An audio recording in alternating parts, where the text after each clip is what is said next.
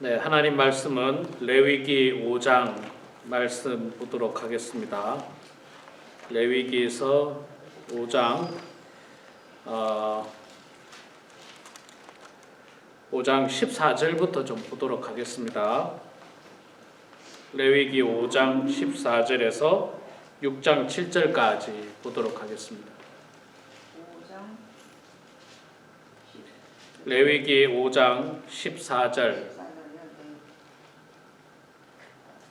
부터 6장 7절까지 봉독할 때에 제가 석절 읽고 우리 성도님들께서 한 절 읽겠습니다. 구약성경 152페이지 있습니다. 레위기 5장 14절 말씀 제가 먼저 석절 읽겠습니다. 여호와께서 모세에게 말씀하여 이르시되 누구든지 여호와의 성물에 대하여 부지 중에 범죄하였으면 여호와께 속건제를 드리되 내가 지정한 가치를 따라 성소의 세겔로 몇 세겔 은에 상당한 흠없는 수양을 양떼 중에서 끌어다가 속건제로 드려서 성물에 대해 잘못을 보상하되 그것의 5분의 1을 더하여 제사장에게 줄 것이요 제사장은 그 속건제의 수양으로 그를 위하여 속죄한즉 그가 사함을 받으리라.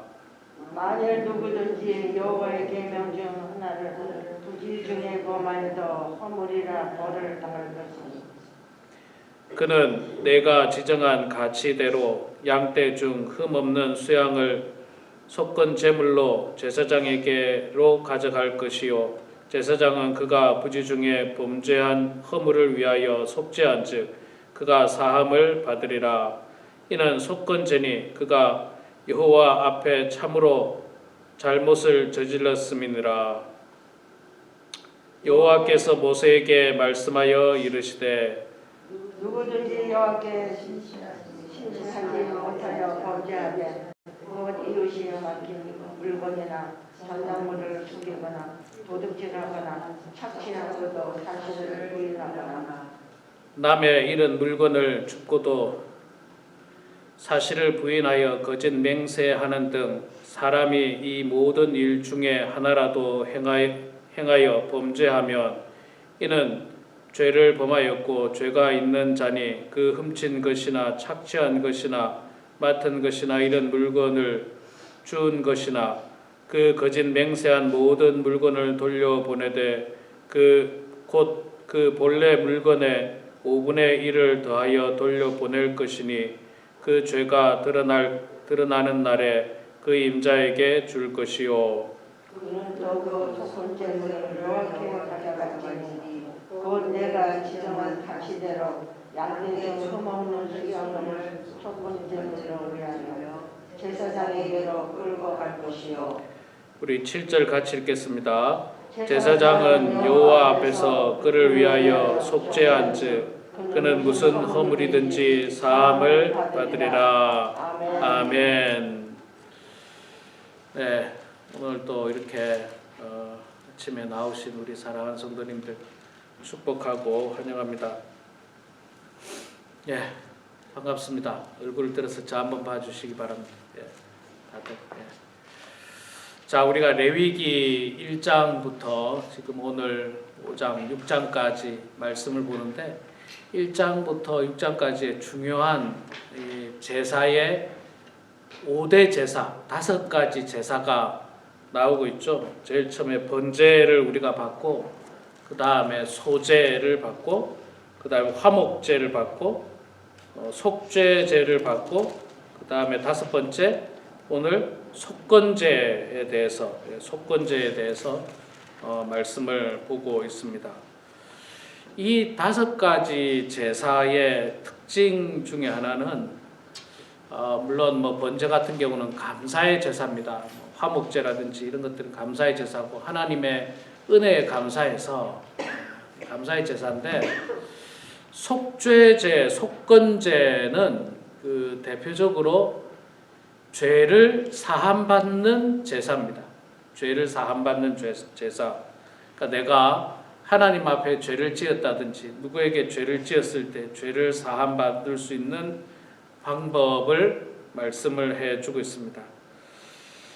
특히 속죄죄도 그렇고 속건죄도 그렇고 이 죄 가운데 부지 중에 범죄한 죄, 오늘 말씀에도 보면 15절에 누구든지 여호와의 성물에 대하여 부지 중에 범죄하였으면, 여러분 부지 중이라는 말은 간단하게 말하면 모르고입니다. 모르고, 고의로 지은 죄가 아니라 모르고 지은 죄. 고의로 지은 죄는 뭐 굉장히 악하죠. 나쁜 죄입니다. 정말 나쁜 죄인데, 부지중이라는 말은 모르고 실수로 혹은 뭐 그런 어떤 허물이라고 말할 수가 있습니다. 우리가 살다가 보면 모르고 죄를 지을 수가 있습니다. 뭐 교통사고가 대표적인 예가 될 수가 있겠죠. 일부러 사고를 내는 사람은 없습니다. 모르고 혹은 고의적이지 않게 사고로 죄를 지는 경우를 말하는데, 이 속건죄는 특별히 이제 두 가지 중요한 이 상황에 있어서 죄를 말하는데, 첫 번째는 15절에 제가 읽었습니다만 누구든지 여호와의 성물에 대하여 부지 중에 범죄하였으면, 여호와의 성물이 뭡니까? 여호와의 성물. 여호와의 성물은 이 당시 성막에서 사용하던 모든 기구들입니다. 모든 기구들. 그 다음에 나중에 성전이 지어지면 성전 안에서 사용되어지는 모든 기구들입니다. 뭐 성막 안에서 사용되는 기구들이 많죠. 하나님 앞에 제사를 지내는 제단도 있고, 조그만한 그릇도 있고, 무슨 별게 다 있습니다.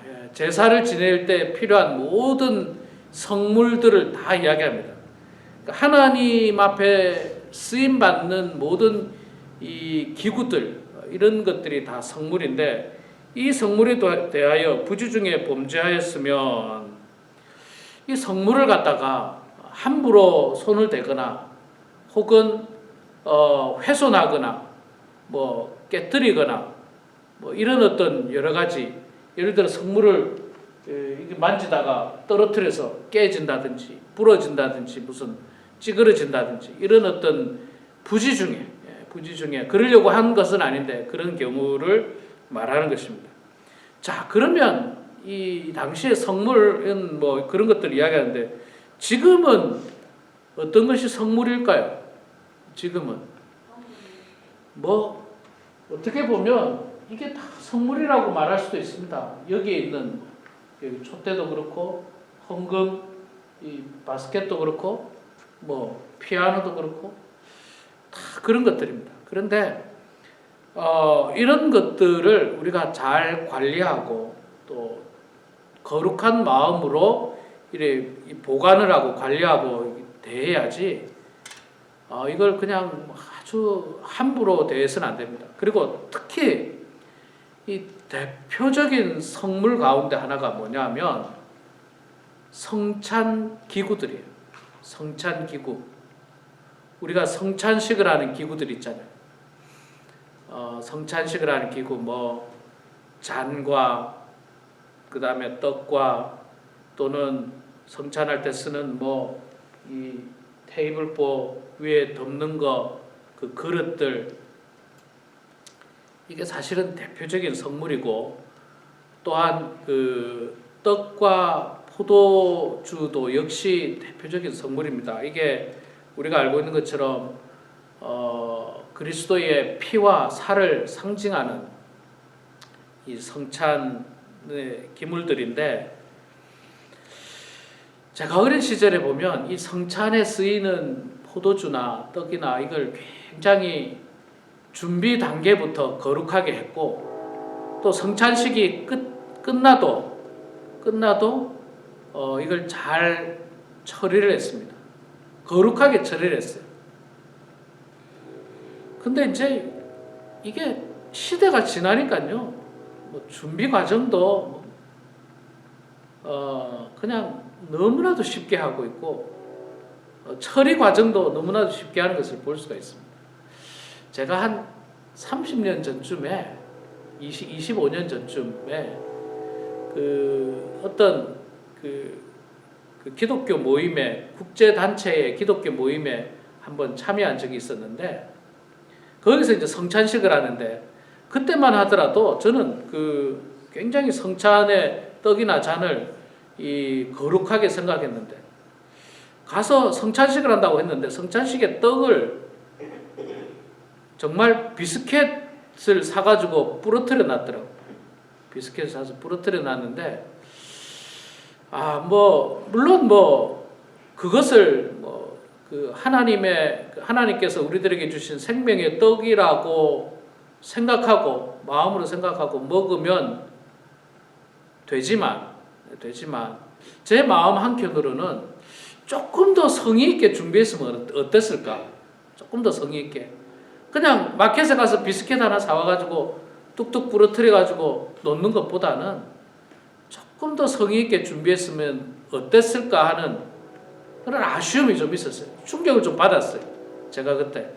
근데 그때만 하더라도 한국 교회에서는요, 떡을 정말 정성으로 준비했습니다. 정성으로 준비했고, 그것을 잘 이렇게 자르고, 그것을 이제 성도들에게 돌리고, 포도주는 더 정성으로 준비했어요. 제가 한국에 있을 때, 제가 다니던 교회에서 교회에서 그 포도주는 대부분 어떤 교회 성도님이 포도를 담급니다. 포도즙을 담궈요. 포도즙을 담궈서 그걸 1년 동안 잘 숙성을 시킵니다.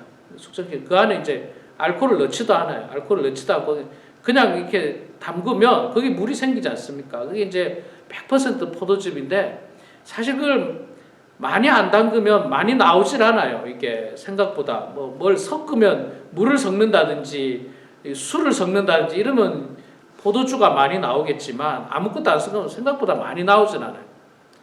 그럼에도 불구하고 그거를 이제 1년 동안 잘 담궈요. 담궜다가 그것을 가지고 성찬식 할 때 사용합니다. 성찬식 할 때 사용하고 그 다음에 또 성찬식이 끝나면 그것을 끝난 것을 어떻게 하느냐면 두 가지 경우들이 있어요. 보통은 사제들이 먹죠. 사제들. 목사님들이 먹습니다. 목사님들이 먹거나 혹은 그 목사님들이 먹는 이유는요. 이 제사 지낼 때도 보면 제사의 성물이 남은 것들 가운데 대부분 제사장들이 취하는 경우들이 많이 있어요. 그렇게 하거나 아니면 땅에다가 묻습니다. 땅에다 묻어요.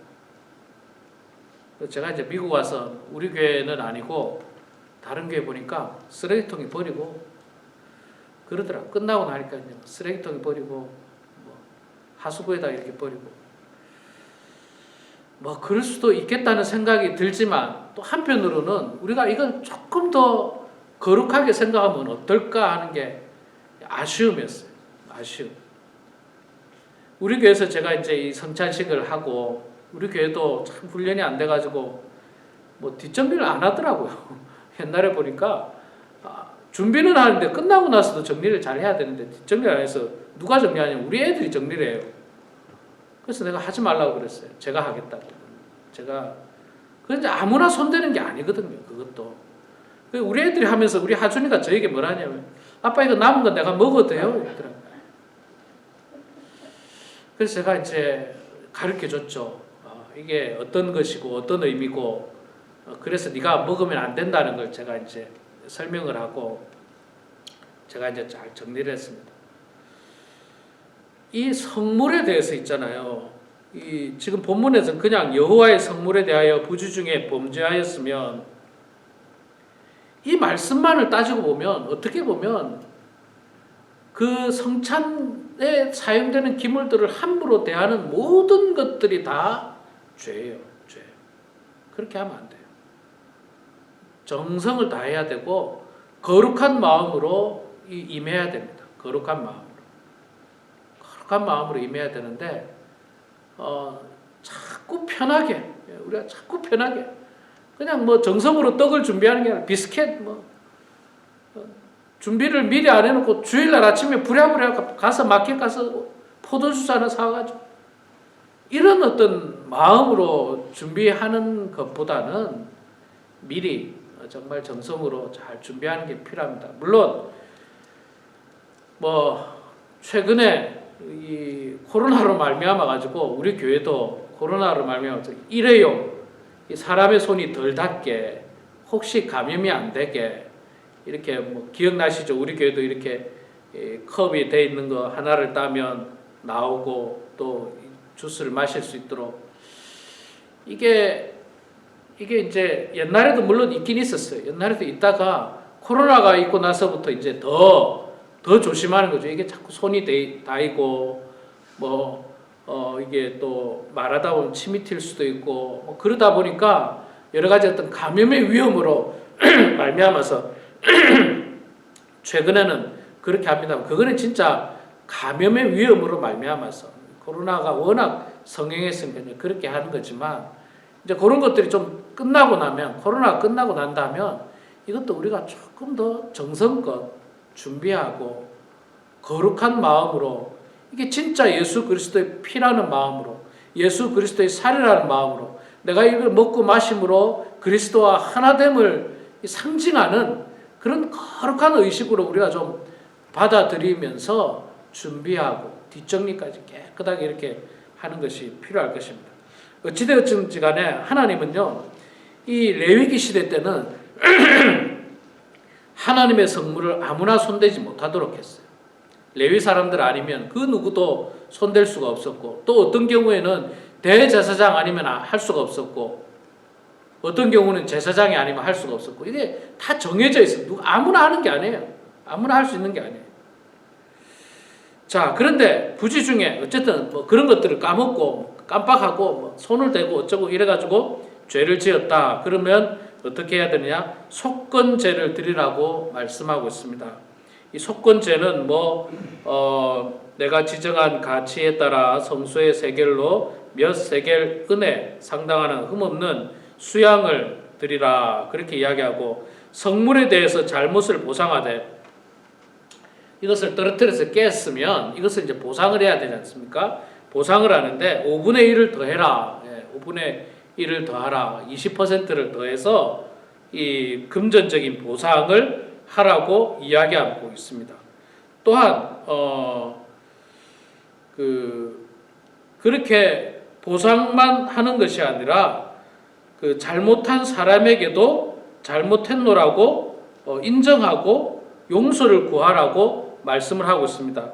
6절 이하에 보면 속건제물의 두 번째 그 조건이 있는데, 두 번째 상황이 있는데, 그건 뭐냐면 이웃에게 맡긴 물건이나 전당물을 속이거나 도둑질하거나 착취하고도 사실을 부인하거나 남의 잃은 물건을 줍고도 사실을 부인하여 거짓 맹세하는 등 사람이 이 모든 일 중에 하나라도 행하여 범죄하면 속건 제사를 드리라고 말씀하고 있습니다. 이웃에 대해서 이제 죄를 범한 거, 남의 것을 훔치거나 남의 것을 줍고도 안 주웠다, 뭐 이렇게 거짓말하거나 뭐 도둑질하거나 착취하거나 이런 모든 것들에 대해서 그 임자에게 정당하게 배상을 하라고 이야기하고 있습니다. 5절에 보니까 4절부터 읽어볼게요. 이는 죄를 범하였고 죄가 있는 자니 그 훔친 것이나 착취한 것이나 맡은 것이나 이런 물건을 주운 것이나 그 거짓 맹세한 모든 물건을 돌려보내되 곧 그 본래 물건의 5분의 1을 더하여 돌려보낼 것이니 그 죄가 드러나는 날에 그 임자에게 줄 것이요 그는 또 그 속건제물을 여호와께 가져갈지니 곧 내가 지정한 가치대로 양떼 중 흠 없는 수양을 속건제물을 위하여 제사장으로 끌고 갈 것이요. 그러니까 내가 잘못한 것에 대해서 그대로 변상하는 것 플러스 20%를 더해주고, 또한 그 죄를 하나님 앞에 지었기 때문에 하나님 앞에 속건 제사를 지내서 자기의 죄를 사함받으라고 말씀하고 있습니다. 그러니까 이게 죄를 한번 지으니까 손해가 크죠. 손해가 크지 않습니까? 예를 들어 내가 100불짜리 남의 것을 훔쳤다. 그럼 100불만 갚는 게 아니라 120불을 갚아야 돼요. 뿐만 아니라 하나님 앞에 또 속건 제사를 지내야 됩니다. 죄 사함을 받게 수양을 드리라고 했어요. 양 한 마리를 드리라고 했습니다. 그러니까 뭐 100불짜리를 훔쳤는데 20불 더 줘야 됐죠. 거기다 양 한 마리 들여서 제사까지 지내야 됐죠. 그러니까 죄를 한번 짓게 되면 이렇게 큰 이 대가를 치른다는 것을 이야기를 해주고 있습니다. 그렇게 대가를 치름에도 불구하고 여러분 이 대가로 말미암아서 죄가 사함받을 수 있다면 또 그 또한 감사한 일이에요. 그 또한 원래 하나님께서는 우리들이 죄를 지으면 그 죄의 싹은 사망이라고 이야기했습니다. 하나님과의 단절이에요. 영적인 사망을 이야기합니다. 그런데 하나님께서 불쌍히 여겨주시고 긍휼히 여겨주셔서 사망에 이르지 않게 해주시고 그냥 제물을 드림으로 말미암아 배상하고 제물을 드림으로 말미암아 그 죄를 다 사해 주신다라고 했으니까 그 또한 감사한 일입니다. 그 용서함을 받을 수 있다는 것. 내가 큰 죄를 지었어요. 정말 큰 죄를 지었습니다. 뭐 예를 들어서 지금으로도 예를 들어 뭐 여러 사람을 죽이거나 이러면은 거의 뭐 사형을 당할 수 있지 않습니까? 그런데 사형을 당할 수 있는데 사형을 안 당하고 예를 들어서 뭐 돈을 얼마를 내면 된다. 그러면 엄청 감사한 일이죠. 내가 죽을 수 있는 존재였는데 죽지 않고 다른 그 어떤 것으로 내 죄를 사함받을 수 있다면 감사한 일이에요. 그 감사한 일을 하나님께서 우리들에게 베풀어 주셨죠. 예수 그리스도께서 십자가에 죽으심으로 우리가 다 죄 사함을 받은 겁니다. 죽지 않고 죄 사함을 받고 우리가 이렇게 주의 은혜 가운데 살아가고 있고 하나님의 자녀로 온전하게 살아갈 수가 있는 것입니다. 우리 사랑하는 성도 여러분, 가장 중요한 것은 죄를 안 지으려고 노력해야 됩니다. 이웃의 것을 탐하거나 훔치거나 뭐 내 것이 아닌 거는요 그냥 놔두면 돼요. 가져갈 필요도 없어요. 내 것이 아닌 거는. 예. 또 하나님의 거룩한 성물에 대해서 부지 중이라도 정말 조심해야 됩니다. 조심해야 되고 거룩한 마음으로 우리가 접근을 해야 된다는 사실을 깨달으면서 먼저는 죄를 짓지 않도록 노력하고 설령 우리가 죄를 지었다 하더라도 하나님 앞에 진심으로 회개하고 또 내가 잘못한 사람에게 가서 용서를 구하고 거기에 합당한 배상을 하면서 용서를 구할 때 우리가 죄 사함을 받을 수 있다는 사실을 기억하면서 하나님 앞에 늘 감사하고 또 회개 기도하면서 우리가 하나님 앞에 거룩하고 깨끗함으로 나아가는 그런 우리 모두가 되길 주의 이름으로 축원합니다. 기도하겠습니다. 사랑의 아버지 하나님, 은혜를 감사합니다. 주님께서 저희들을 사랑하여 주셔서 오늘도 죄인의 모습으로가 아니라 하나님의 자녀의 모습으로 이렇게 주님 전에 나와서 찬송으로, 말씀으로, 또 기도로 귀하고 복된 하루를 시작하게 하시니 감사합니다. 하나님 아버지, 우리가 이 땅에 살아갈 때에 하나님의 자녀답게 죄 짓지 않고 거룩하게 구별된 삶을 살게 하여 주시고 모든 사람에게 해를 끼치는 악한 사람이 아니라 모든 사람에게 은혜를 끼치고 덕을 끼치는 유익한 사람들 다 될 수 있도록 하나님 아버지 도와주시옵소서. 하나님 아버지, 우리 범원 한인교회를 주님 사랑해 주시고 우리 교회 사랑하는 모든 성도들이 더 많이 기도하게 하여 주시옵소서. 기도하지 않는 교회가 어찌 부흥할 수 있겠습니까? 하나님 아버지, 우리 교회가 더 많이 기도하게 하시고 더 많이 말씀 공부하는데 모이게 하여 주시고 더 많이 전도하는 일에 앞장서는 저희들 되게 하시고 더 많이 봉사하는 일에 아무런 대가도 없이 또 빚도 없이 이름도 없이 섬기는 일에 쓰임받는 많은 성도들이 나타날 수 있도록 하나님 아버지여 도와주시옵소서.